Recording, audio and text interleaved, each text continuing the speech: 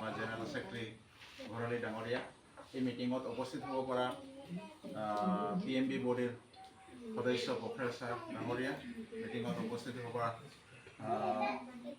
CWCO সদস্য Mansingh sir ডাঙৰীয়া আৰু এই মিটিঙত উপস্থিত হ'ব পৰা ট্ৰেচাৰাৰ মঞ্জিত ছাৰ প্ৰমুখ্যে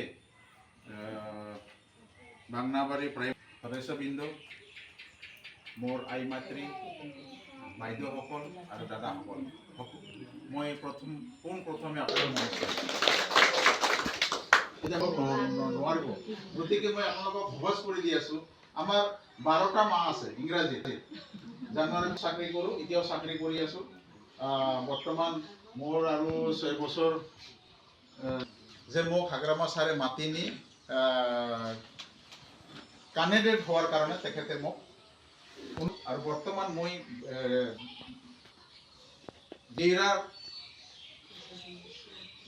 পৰিষদীয় সমষ্টিৰ সিংগল কেণ্ডিডেট মই।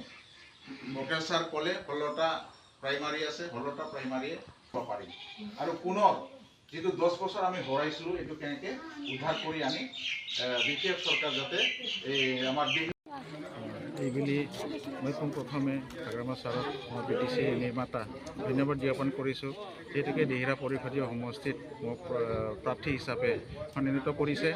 মই এজন এপ্লিকেণ্ট আৰু মোৰ এটা বিশ্বাস যে মই জয়ী হোৱাৰ কাৰণে সক্ষম হ'ম, কাৰণ মোক গোটেই চুপাত মই সোমাই আছোঁ আৰু চুপা হিচাপত মানুহবোৰে ভোটাৰ্ছ ৰাইজে মোক আকলিয়াই লৈছে আৰু মৰম যাচি আছে। গতিকে মোৰ এটা দৃঢ় বিশ্বাস, মই দেইৰা সমষ্টিৰ পৰা মই ওলাই যাবৰ কাৰণে সক্ষম হ'ম। মই এইটো ক্ষেত্ৰত মই 16টা প্ৰাইমাৰীক মই ধন্যবাদ জ্ঞাপন কৰিছোঁ। লগতে মই ডিষ্ট্ৰিক্ট আৰু প্ৰাইমাৰীকো ধন্যবাদ জ্ঞাপন কৰিছোঁ। তেখেতসকলৰ একক প্ৰস্তাৰেৰে মোক একজন কাণ্ডিডেট হ'বলৈ সক্ষম দিছে, সেইকাৰণে মই তেখেতসকলক কৃতজ্ঞতা আৰু ধন্যবাদ জ্ঞাপন কৰিছোঁ। তেখেতে টাইগাৰৰ বিষয়ে কৈছে, হয় মই আকচেপ্ট কৰিছোঁ, তেখেতে টাইগাৰ হয়, কিন্তু টাইগাৰ মানুহৰ ডেভেলপমেণ্টৰ ক্ষেত্ৰত তেখেতে মই টাইগাৰ বুলি মানুহ, আৰু তেখেতে যি ধৰণেৰে আমাক ডেভেলপমেণ্টৰ ক্ষেত্ৰত আগবঢ়াই লৈ আছে, ডেভেলপমেণ্টৰ ক্ষেত্ৰত তেখেতে একজন টাইগাৰ বুলি মই বিশ্বাস এটা আছে। মই ৰাইজৰ সঁহাৰি, মই উত্তৰ সুন্দৰ সঁহাৰি পাই আছোঁ, আৰু যি মৰম পাই আছোঁ, এই মৰমেৰে মই দেখা পাই আছোঁ। মই নিশ্চয় এইবাৰ আগন্তুক যি পৰিষদীয় ইলেকশ্যন আছে, এই পৰিষদীয় ইলেকশ্যনত মই জয় হৈ ওলাই যাম বুলি মোৰ এটা দৃঢ় বিশ্বাস।